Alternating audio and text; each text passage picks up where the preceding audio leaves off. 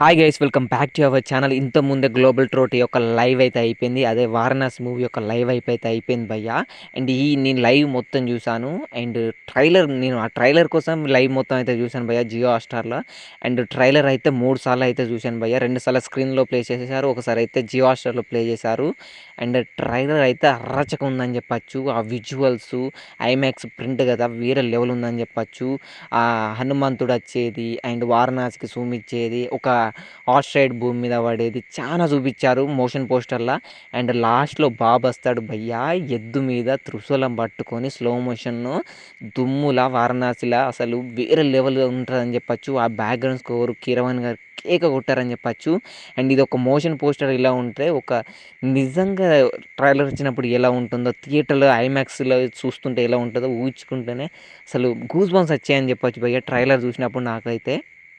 And నేను live నుంచి వచ్చిన తర్వాత యూట్యూబ్లో కూడా చూశాను భయ్య. వారణాసి మూవీ అని అయితే యూట్యూబ్ ఛానల్, అందులో ఈ సంబంధించిన ట్రైలర్ అయితే వారణాసికి సంబంధించి అయితే రివీల్ చేశారు భయ్య.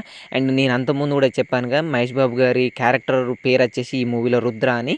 అండ్ మహేష్ బాబు గారి పోస్టర్ రిలీజ్ చేశారు, ఆయన క్యారెక్టర్ వచ్చేసి ఇందులో రుద్ర అన్నమాట.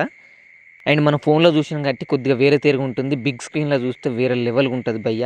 అండ్ కొంతమంది ఇన్‌స్టాగ్రామ్‌లోకి వచ్చిన తర్వాత అసలు 'త్రిబుల్ ఆర్' 'బాహుబలి' తీసింది నువ్వేనా అని అయితే అంటున్నారు ఈ ట్రైలర్ చూసిన తర్వాత. కానీ అక్కడ ఉన్నది రాజమౌళి భయ్య, మీరు ఏం డౌట్ పడకండి.